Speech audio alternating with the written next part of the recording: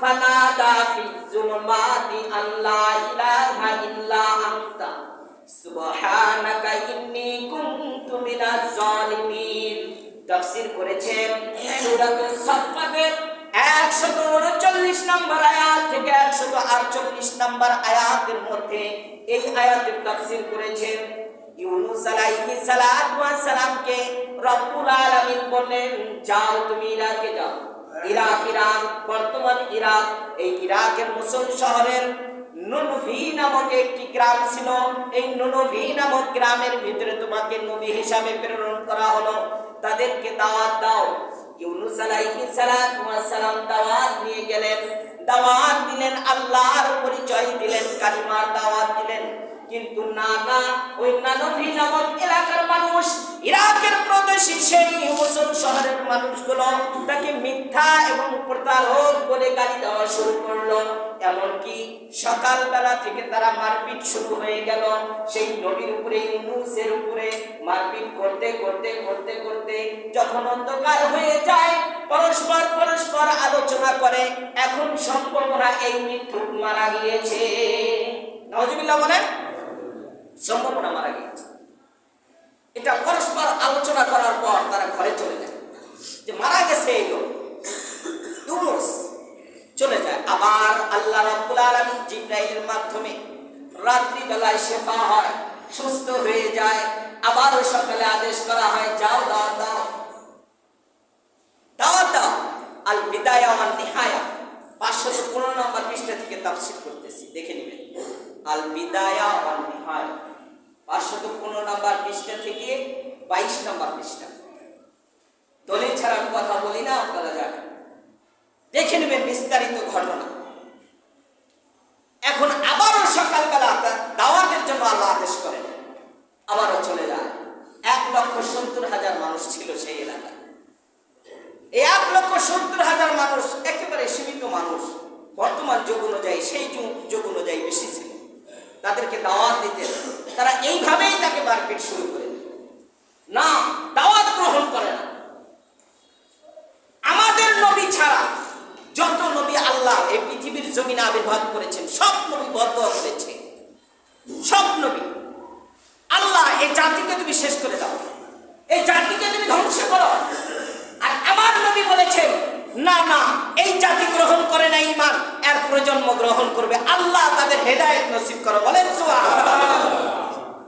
এখন ক্ষিপ্ত হয়ে, রাগান্বিত হয়ে ইউনূস আলাইহিস সালাতু ওয়াস সালাম আল্লাহর কাছে বদদোয়া করলেন, মালিক, কোন জাতির কাছে তুমি প্রেরণ করেছো? কেউ তো ইসলাম গ্রহণ করে না, সবাই আমাকে শুধু মারপিট করে আর আঘাত করে, নির্যাতন করে, জাতিকে ধ্বংস করে দাও। আল্লাহ রাব্বুল আলামিন গায়েব থেকে আওয়াজ শুনিয়ে দিলেন, ইউনূস, অতি সত্বর আমার আযাব দেখতে পারবে, যেমন অন্য নবীদের ক্ষেত্রে হয়েছিল, উম্মত এবং কওমের ক্ষেত্রে হয়েছিল। কওমে সামুদ, কওমে আদ, এই বড় বড় জাতিকে আমি শেষ করেছি। এই শিক্ষা তারা জানে, অতি সত্বর আসবে আযাব, তাদেরকে সতর্ক করো। আচ্ছা, অতি সত্বর দ্বারা বোঝা যায় যে 2-4 দিনের ভিতরে আসবে, ঠিক কিনা বলেন? এটা তার ধারণাটা ঠিক ছিল, ইউনূসের ধারণা ঠিক ছিল, নবী তো। এই জন্য ভাবলেন প্রত্যেক নবী আযাব আসার আগে সে দেশ থেকে চলে গেছে, ঠিক কিনা বলেন? হিজরত করেছে, তো আমারও হিজরত করা দরকার। এইটাই হলো লাইন বিচ্ছেদ হওয়া, মানে হলো নবীরা ভুল করে নাই, কিন্তু বিবেককে অনেক সময় বোঝাইতে গিয়ে অনেক সময় একটু সীমা লঙ্ঘন হয়েছে, ব্যতিক্রম হয়েছে উম্মতের শিক্ষার জন্য, উম্মতের শিক্ষার জন্য। মাসুম ছিলেন। এখন তার এটা বোঝার পর একা একা চিন্তা করলেন, তাহলে এই দেশ থেকে আমার চলে যাওয়া দরকার। অতি সত্বর আযাব আসবে, জাতি গ্রহণ করে না, এটা ভেবে উনি একা একা সিদ্ধান্ত নিলেন। অথচ এখানে উচিত ছিল যে আল্লাহর আদেশ আসবে, এরপর আমি চলে যাব, ঠিক কিনা বলেন? আল্লাহ তো বলেছেন অতি সত্বর আসবে, তুমি 12টা 10 মিনিটে বের হয়ে যাও, ঠিক কিনা বলেন? যেমন বিশ্বনবী হিজরত কখন করবেন, এটা মেরাজের রজনীতে দেখেছেন, হিজরত করেছেন অনেক পরে, মানে ডেট হয়েছে অনেক পরে।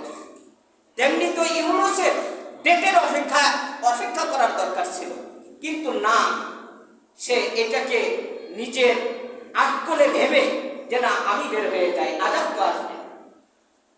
এই জন্য সে বের হয়ে গেলেন। বের হওয়ার পর নদী পথ পার হবেন, সবুজ সাগর নাম। এই সবুজ সাগর পার হবেন, পার হওয়ার পর পার হবেন, এই নদীর কিনারায় আসার পর দেখে একটা কিস্তি, এর মানে নৌকা। কে? নৌকা। নৌকায় আরোহণ করলেন। আরোহণ করার পর হঠাৎ করে যখন নৌকাটা ছাড়া হলো কিনারা থেকে, নদী পার হবেন, এই সময় ঝড় তুফান আর তরঙ্গ ঢেউ শুরু হয়ে গেল। এখন নাবিক যারা ছিল তাদের সেই যুগ অনুযায়ী তাদের ধারণা কুসংস্কার যে এইরকম যদি বিপদে পড়া হয় তাহলে বিপদ মুহূর্তে খুঁজতে হবে যে কোনো গোলাম মালিককে না বলে পালিয়ে আসছে কিনা, পালাতক গোলাম। এই গোলাম যদি নৌকার ভিতরে থাকে তাহলে এমন বিপদ আসে। সুতরাং আমাদের এই নৌকা পবিত্র করতে গেলে এই গোলামকে এখান থেকে কি করতে হবে? নদীর ভিতরে ফেলে দিতে হবে। এটা ছিল তাদের ধারণা, সেই যুগ অনুযায়ী কুসংস্কার। এই জন্য নাবিক ডাক দিয়ে বলল, ভাই, এতগুলো মানুষ নিয়ে সাগর পথে আমরা আছি, এই ঝড় তুফান এবং তরঙ্গের মধ্যে নৌকা চালানো সম্ভব নয়। নৌকা ডুবো অবস্থা। এমন কঠিন মুহূর্তের মধ্যে এলান হয়ে গেল। জাহাজের নাবিক ডাক দিয়ে বলল, কে আছো এই নৌকার ভিতরে? তোমরা মালিককে না বলে পালিয়ে চলে এসেছো, অর্থাৎ পালাতক গোলাম কে আছো তোমরা? এইভাবে এলান শুরু হয়ে গেল। ইউনূস আলাইহিস সালাতু ওয়াস সালাম ভাবতেছিলেন, আমি তো সবচেয়ে বড় চোর। কারণটা হলো আমার মালিক বলেছে আযাব আসবে, কোনদিন আসবে বলা হয় নাই। আমি তো নিজের সিদ্ধান্তে চলে এসেছি, রাগ হয়ে, রাগান্বিত হয়ে। এই জন্য একা একা ভাবতেছিলেন আমি তো বড় চোর।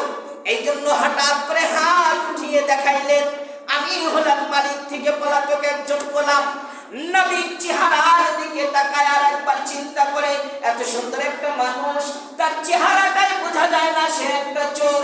এত সুন্দর মানুষ, হৃষ্টপুষ্ট চেহারা, নুরানি চেহারা, এই লোক চোর হতে পারে না। সুতরাং নিজে বাঁচানোর জন্য মানুষদেরকে নিজেকে নিজে শেষ করার জন্য আবদার করছে। এটা হলো মালিকের দাবি। মালিকে বলল, এত সুন্দর মানুষ চোর হতে পারে?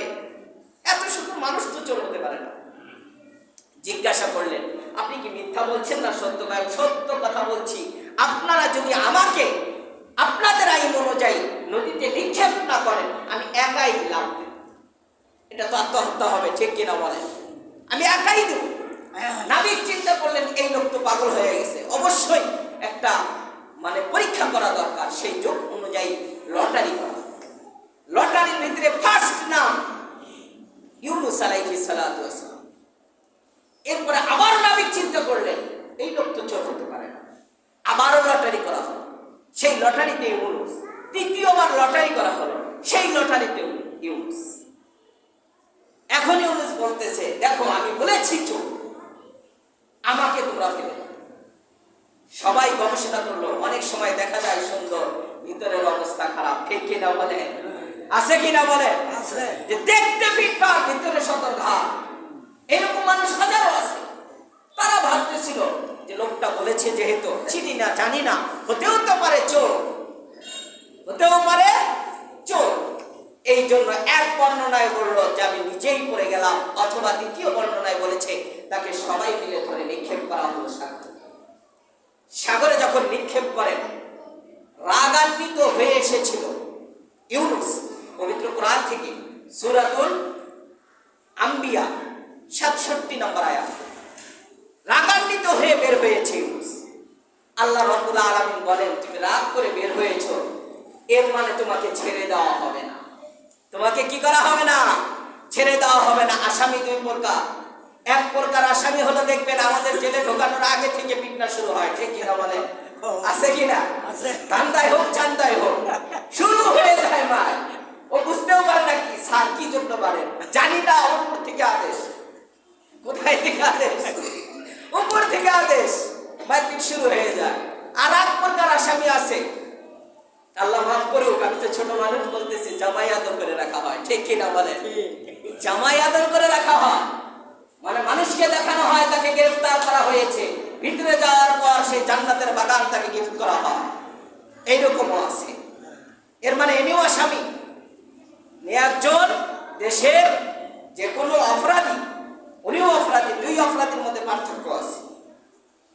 জন্য আল্লাহ রাব্বুল আলামিন বললেন, তুমি হলে ওই জামাই বা অপরাধী আমার, তোমাকে ভিতরে ঢোকানো হবে জেলখানায়, আর সেই জেলখানায় তোমাকে মারপিট করা হবে না, আর তোমাকে কোনো রিমান্ড দেওয়া হবে না, তোমার শরীরে একটা পশম পর্যন্ত নড়াচড়া হবে না।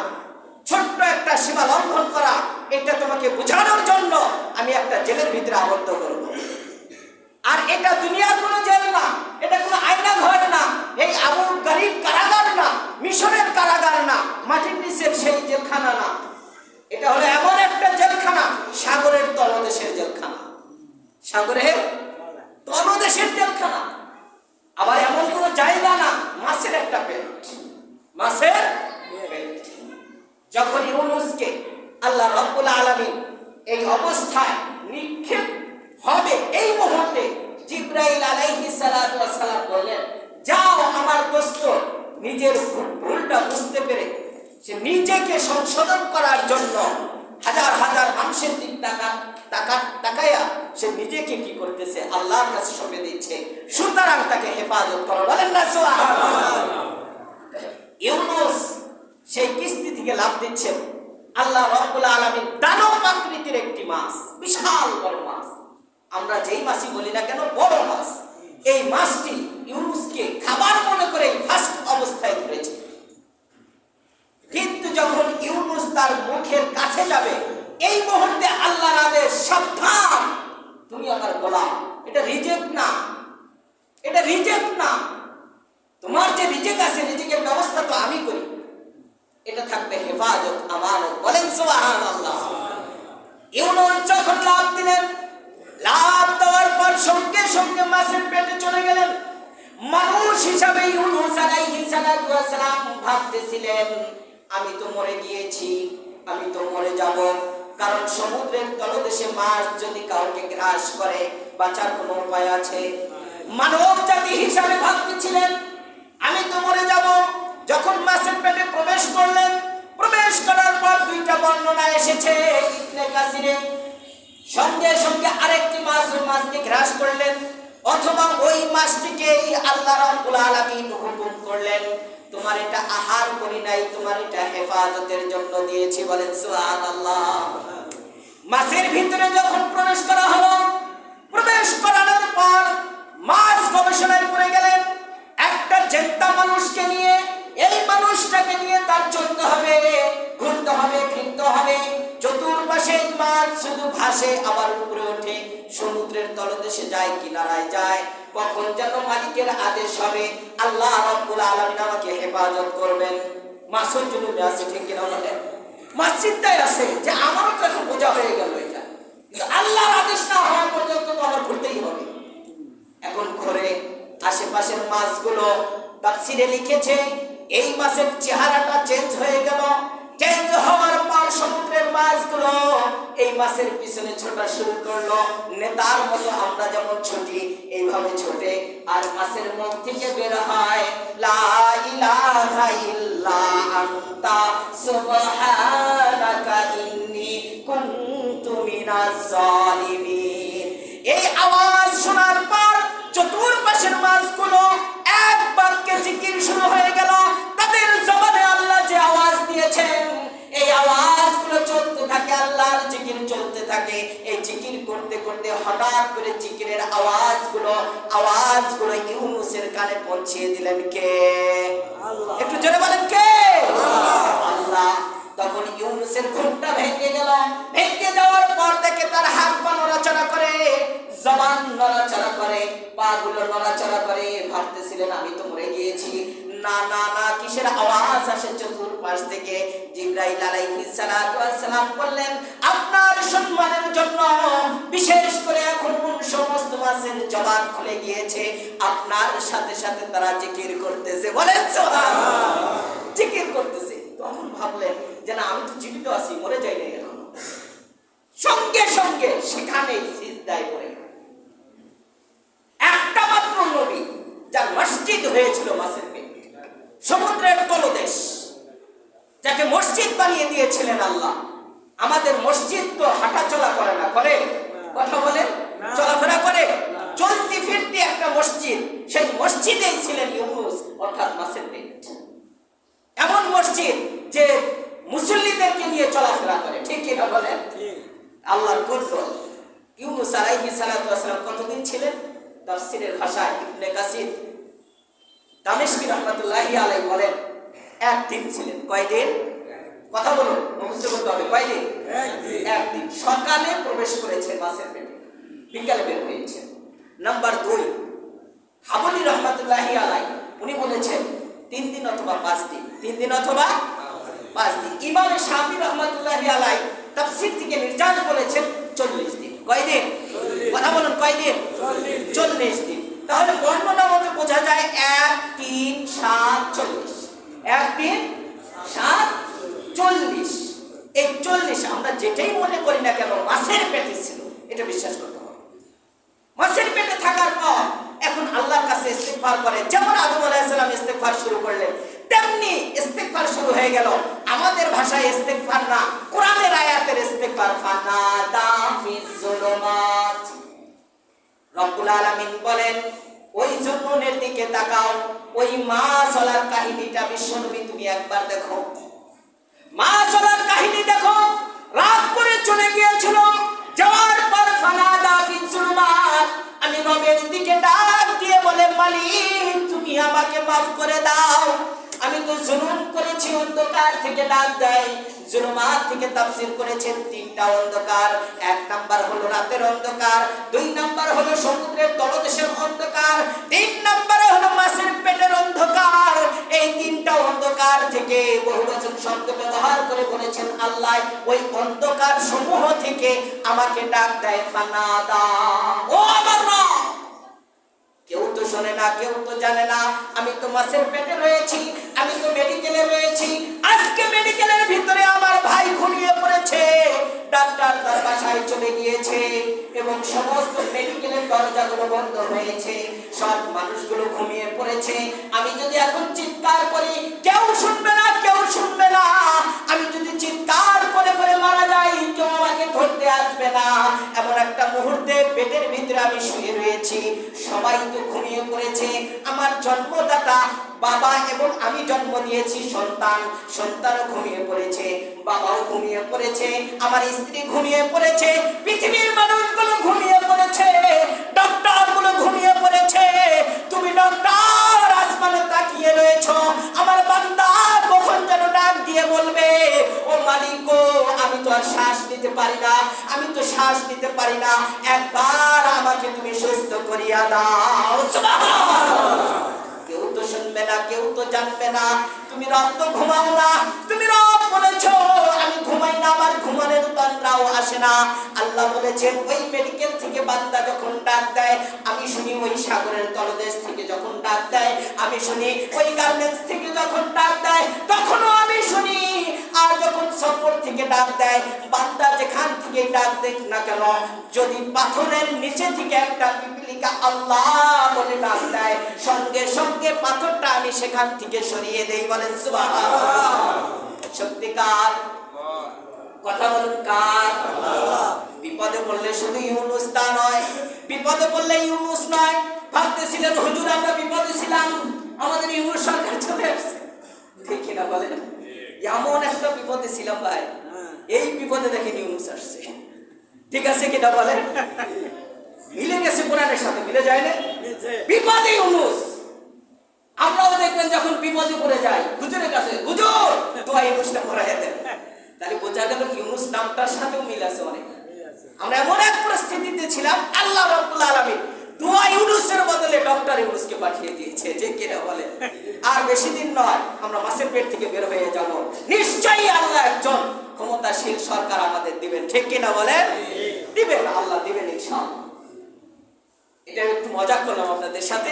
ইউনূস আলাইহিস সালাতু ওয়াস সালাম এখন এই মাছের পেটে থেকে চিন্তা করতেছেন আল্লাহ আমাকে হেফাজত করবে, এর জন্য সে ইস্তেগফার আর জিকির শুরু করলেন। তাফসীরে এসেছে যদি জিকির না করত কিয়ামত পর্যন্ত ইউনূস মাছের পেটেই থাকত। এই জন্য তওবা আর ইস্তেগফার তার জবান থেকে শুরু করলেন, আল্লাহ ইলাহা ইল্লা আনতা সুবহানাকা ইন্নী কুনতু মিনাজ জালিমিন। ইউনূস আলাইহিস সালাতু ওয়াস সালাম ডাক দিলেন অন্ধকার থেকে, আল্লাহ ইলাহা, কোনো রব নাই তুমি ছাড়া, তুমি ছাড়া কোনো পবিত্র রব নাই, ইল্লা আনতা সুবহানাকা ইন্নী কুনতু মিনাজ জালিমিন। আমি আমার নফসের উপরে জুলুম করেছি, আমি আমার নফসে জুলুম করেছি, জুলুম করার কারণে আমার এই পরিস্থিতি। আল্লাহকে বলেন ফাস্তাজাবনা লাহু, আল্লাহ রাব্বুল আলামিনকে বললেন, মালিক তুমি আমাকে হেফাজত করো, আমার চাই না, আমি তাকে নাজাত দিলাম মিনাল গম্মি, এই চিন্তা পেরেশানি এবং এই বিপদ থেকে। রব্বে কারীম বলেন, ওয়া কাযালিকা নুনজিল মুমিনিন, উম্মতদেরকে শিক্ষা দিলাম কিয়ামত পর্যন্ত কোনো উম্মত যদি এইভাবে জুলুমে পড়ে, বিপদে পড়ে, অন্ধকারে পড়ে যদি আমি রবকে একবার ডাক দেয়, আমি মালিক তার ডাকে 10 বার সাড়া দেই। ইউনূস আলাইহিস সালাতু ওয়াস সালাম ডাকতেছিলেন, ডাকার মধ্যে ফেরেশতারা আল্লাহ রাব্বুল আলামিনের কাছে চলে গেলেন। যাওয়ার পর বললেন যে ইউনূস তো আপনার খাস বান্দা, আপনি মাফ করে দেন, আপনি মাফ করে দেন। 2 মিনিট সময় পাওয়া যাবে, শেষ করি। ইউনূস আলাইহিস সালাম সুপারিশ করলেন ফেরেশতা, আল্লাহ রাব্বুল আলামিন বললেন ঠিক আছে আমি মাফ করে দিলাম। সংক্ষিপ্ত ভাবে বলি, ইউনূস সাগর পারে আল্লাহ বললেন, মাছকে আদেশ করলেন তুমি বমি করো, তোমার ভিতর থেকে তোমার সেই আমানতকে বের করে দাও, বের করে দাও। বের হওয়ার পর ইউনূস এমন ছিন্ন শীর্ণ আর শুকানো অবস্থায় ছিলেন, যেমন ছোট পাখি, পাখি যেমন হয় পাখা থাকে না, এমন পরিস্থিতিতে আল্লাহ রাব্বুল আলামিন সেখানে একটা লাউ গাছ তৈরি করলেন, বলেন না সুবহানাল্লাহ। একটা প্রাণী তৈরি করলেন, যে প্রাণী থেকে দুধ খাবে ইউনূস, আস্তে আস্তে শক্তি হবে, আর এই লাউ গাছে কোনো মশা মাছি আসবে না, ইউনূস আস্তে আস্তে শুকায়া উঠবে। ইউনূস চোখ খোলার পর দেখে একটা লাউ গাছ, ভাবতেছিলেন আমি দুনিয়াতে এসেছি এই জন্য আল্লাহর শুকরিয়া আদায় করার জন্য জমিনে সাথে সাথে পড়লেন। ঠিক সেই সময় ছিল আসরের সময়, বলেন না সুবহানাল্লাহ। 4 রাকাত নামাজ আদায় করলেন, আদায় করে আল্লাহর কাছে ইস্তিগফার করলেন, আল্লাহ তুমি আমাকে নাজাত দিয়েছো। আল্লাহ রাব্বুল আলামিন বলেন, যে ব্যক্তি আসরের নামাজ আদায় করবে, এরকম 3টা অন্ধকার, কবরের অন্ধকার, রাত্রে ডাকাতের অন্ধকার, আর আযাবের অন্ধকার, দুনিয়াতে চলাফেরার অন্ধকার, সব থেকে আমি রব তাকে হেফাজত করব, বলেন সুবহানাল্লাহ। 365 বার করে সকাল এবং বিকাল এই দোয়াটা আমরা করব, লা ইলাহা ইল্লা আনতা সুবহানাকা ইন্নী কুনতু মিনাজ জালিমিন। আল্লাহ রাব্বুল আলামিন আমার আপনার দোয়া কবুল করবে। বাকি আলোচনার সুযোগ হলে ইনশাআল্লাহ আল্লাহ